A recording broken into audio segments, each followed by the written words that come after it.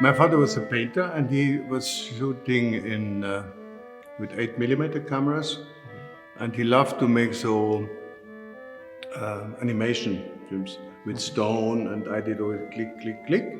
That was the first experience. I was 10 years old. Then I wanted to shoot a criminal film. Then I was 12.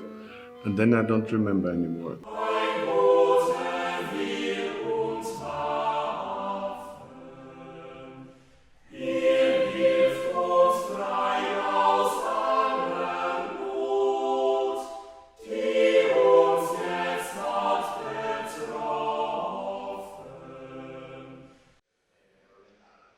So can you talk a little bit about how do you apply this observation and study of natural light to your films, like concrete examples? To apply that knowledge into the film, you mean? Yeah, this knowledge. Which film? Give me an example and it's easier. Yeah. For example, in the White Ribbon, it seems like you take the naturalism through the contrast between bright light and dark light to another level, to a more expressive tone. So how was your approximation to that movie? Very often if I have questions like that, I must think strongly because I don't think like that when I do it. I mean, we have a contrast range and we have technical limitations. That in that case it was analog, but digital has two limitations. So, with all knowledge of that tools, I wanted to go above the borders. That means very often you don't see anything anymore, anything in the viewfinder, or it's very difficult to follow your actor. But if it grips really with the last of light or grain which was touched from light, then you're happy. But it's very risky because if not, you have nothing. Mm-hmm. And this is, of course, in our job a heavy thing because every day costs a lot. And I cannot tell to the producer, yeah, I know it's nothing on the film, but it was beautiful. Then he will give me a kick in my ass, you know. It makes no sense. And I understand him. Understand at the same time the director who wants to push me down, not to push me down, to put down the light level, because he says, you always say it's critical, at the end it works.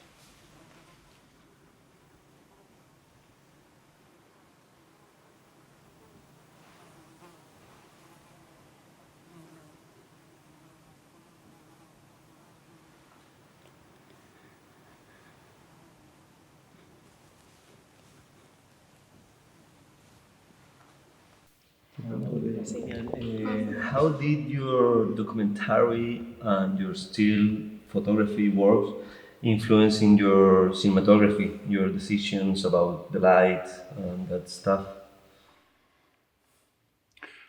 I think to learn with, to make documentaries and to learn with documentaries is a great, great gift. If I see colleagues which are grown up in the studio, they are blind on one eye. Even if they are very talented, they do their things I cannot do.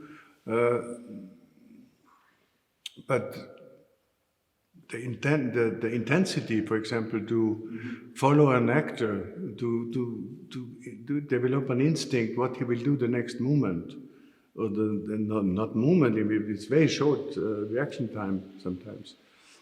Or, of course, you learn your handicraft because you have to be ready to shoot all the time. You cannot say, oh, battery is empty and wait a minute and so. Impossible. like we do now, I would have lost the job, because you cannot wait the partner an hour just to place 3 cameras, you know. It's not, don't take it personally, but learn from it maybe. Because like that, the reality is somewhere else. It disappears, you have no chance anymore.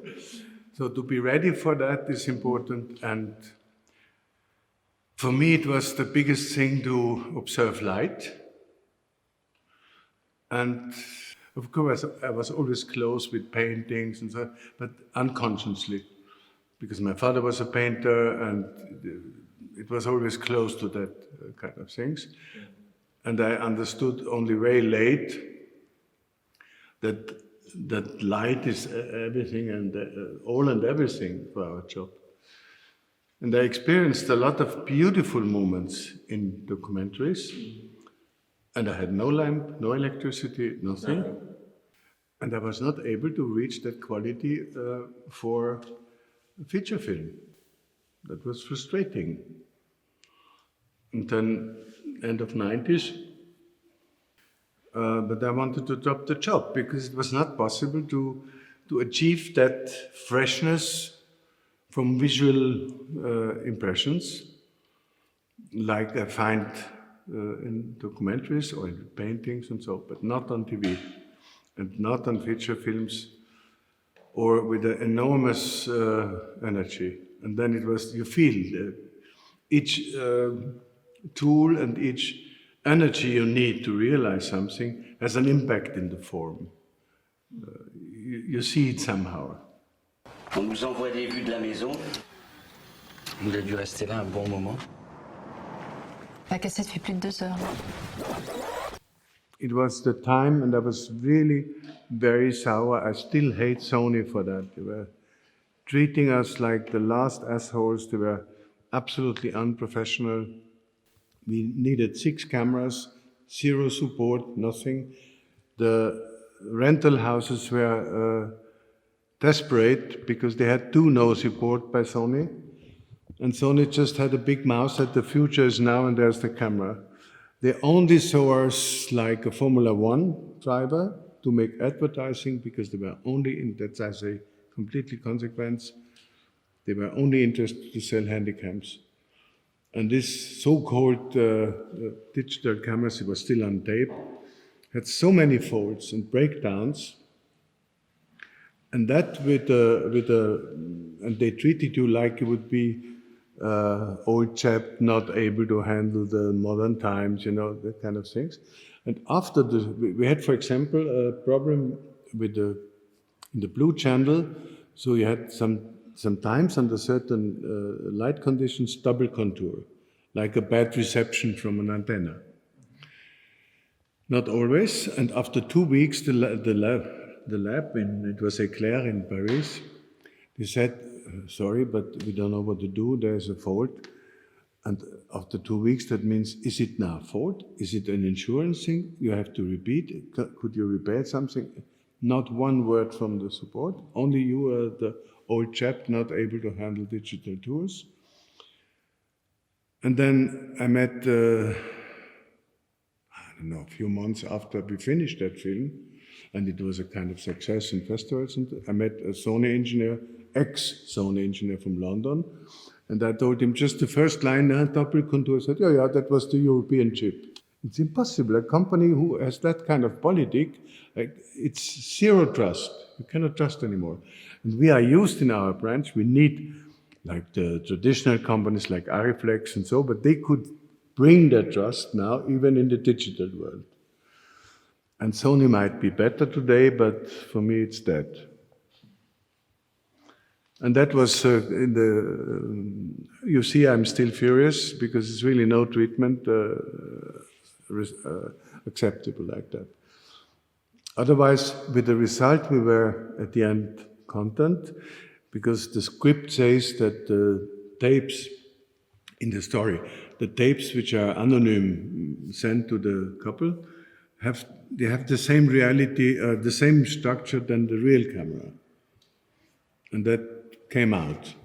But you know, the quality was really, you cannot compare with today. So if you're on lights, practicals, they were always looking like a piece of melted butter because they were not able to handle the contrast range and things like that. But we wanted to have that effect, and that's why we did it nevertheless. And Haneke said too at that time, never again before it's not really a changement. And the changement came with the Alexa. Tu peux pas me faire simplement confiance? Moi, je dois te faire confiance. Mais pourquoi pas l'inverse pour une fois? Ouvrez. Ouvre, merde!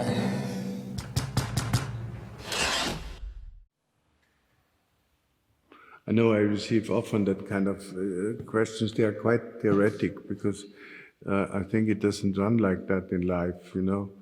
You do the next film, he has some practical problems I have to try to help him to solve that.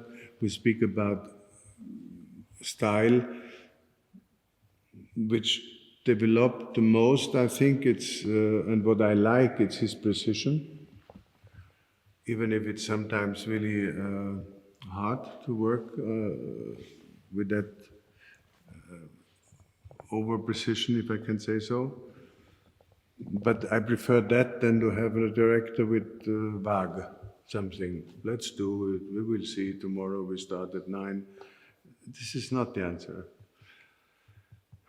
And with him, and the last film, Happy End, for example, it was really a masterpiece in minimalism. And I like that. It's really not one word too much in the script. And even visual, I still learn to make, even if I like that minimalism much, I can, from time to time, I make a kind of ornament with the light, for example. And he's very keen on it. He's like, not, or so. And sometimes it's désagréable, uncozy, and sometimes I'm thankful because he's right, and sometimes I can convince him that I was right for a certain thing. But it's not so interesting, you know, it's quite normal. But everybody projects something in that questions is always the expectation from, I don't know what, creative explosions or something like that. Your system, your scene effects, is a revolutionary way to doing cinematography. What do you recommend it? Because you work with empty space.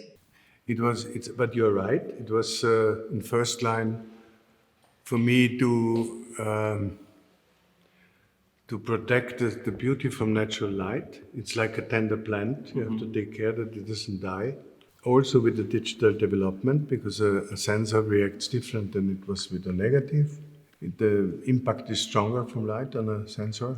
And then, but that's all easy to check and to handle. And then the working methods, because I think it's really, we are raping our actors and we are permanent dominating. The technique makes a dictate and everything else is unimportant. And the reality is it's opposite. Because without the content, the technique is for nothing. And without the story, without the good script, without good actors, there's no feature film. If it's less sharp or a trembling traveling, it should be not, but it's not as tragic.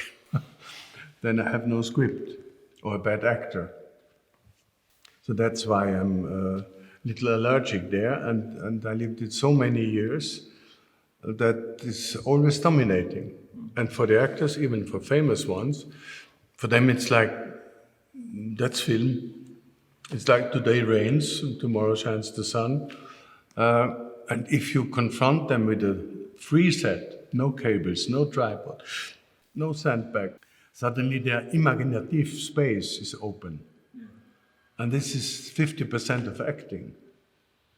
You know, the actress has to sit there and you have to tell me I love you. And in your view field is only tripod, sandbags. It's ridiculous.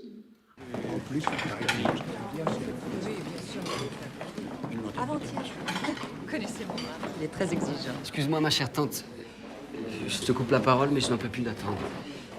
J'espère ne pas être importun si je me permets de baiser la main qui joue pas de la sorte. Non, je t'ai plus. Mais d'où tirez-vous un enthousiasme aussi démodé? Je trouve ça formidable qu'on perpétue la tradition des récitals privés. Ils ont pratiquement disparu. Après la mort des grands maîtres, la mort de leur musique, les gens aujourd'hui n'écoutent plus que des variétés, de la pop et du rock.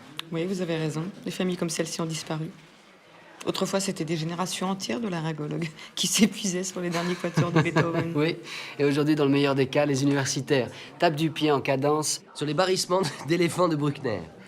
Mépriser Bruckner est une erreur de jeunesse assez répandue, monsieur Klemmer. Mais dites-moi, quel est donc votre rapport à la musique pour que vous en parliez de façon si docte pour votre âge? Votre tante n'a-t-elle pas dit que vous étudiez... Les courants faibles, professeur. Les courants faibles.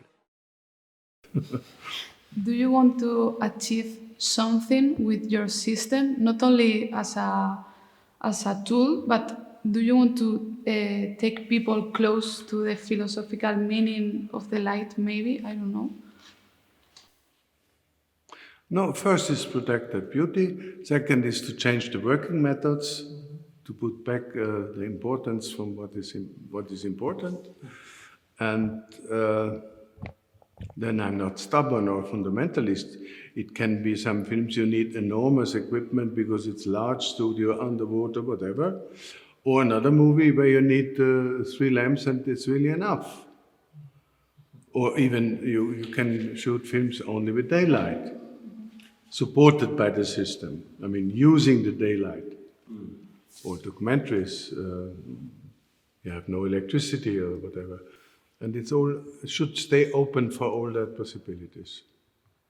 Christian, you developed a lighting reflection system that you used at first at the piano teacher. How do you get inspired in this? How does it work? Can you explain it shortly for us, please? Shortly, I cannot. Okay. But it's connected with what I just told you before.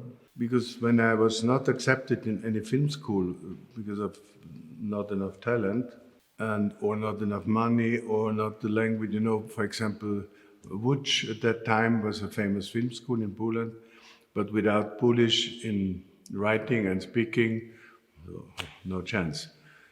Fémis in France was very expensive. In Rome, the Cinecittà was a kind of society club. So it was always somewhere something. Or in Munich or Vienna, they didn't took me. They were not accepting me. So I started as an assistant. But we wanted to come, and to finish a school, at least, I learned at Christian Bartenbach. This is a light engineering laboratory and studio today, world famous. But at that time, it was a little flat with 3 rooms. And we were planning the light for small shops, for a hospital, for a street lamp, that kind of things. And Christian Bartenbach wanted to make a light technician out of me. And I didn't understood at that time, of course, the importance for the camera work. So I left, and I wanted to make film, and he was very generous and understandable. And we met later in the 80s again, and each time we met somewhere in an airport or what, we started to discuss about light, and we forget our flights, we lost the tickets, because we were so intensive speaking. And it ended up in the end of 90 that we were founding together, or I was a co-founder for his lighting academy. And that was very healthy, because the film industry, we think we are the most important one, like everybody thinks it's the most important one, but we are a small niche in effect at the end. And what they do for their planning a big airport, planning a big shopping mall, planning a hospital, enormous bridges or things like that, it's really a job, and you learn a lot about light. So I was again involved in that light technique, and I wanted to bring my students from the Film Academy in Vienna to the light technician in Innsbruck, and vice versa. I thought it could be a healthy flirt. Why not to kiss each other and to make a flirt? But it was not really working out, but I don't stop to think it's a great thing, because you have synergy from both sides, which is really great. The problem is that the technician, they are shy with anything with art, because they think no formula, unsafe ground. And the artists say, technician, they want to put me in formulas or in rules. And both are wrong, because they could learn a lot from each other, one from each other. So I tried that a few years in Christian Bartenbach as well, and we still have contact, and it became a nice friendship. And I was very much inspired about his solution to build in the architecture, to create space, to create rooms. And I saw a brilliancy and clearness in the light, which made me happy, and I was missing it all the time in our work. And it was, I could analyze it, and I saw the way to that solution. And he was missing completely the human being in that light. As we discussed already those days, for example, now we have, I don't see your eyes really. So I don't know if you look at me and if you take serious what I speak with you. So that kind of simple perception rules, and you can ignore them, or you can fulfill them by knowledge, by training, and to do it. So he was delighted by that artistic input, and I was delighted by the technical input to find material which has 10 times higher efficiency than everything we know from our lights.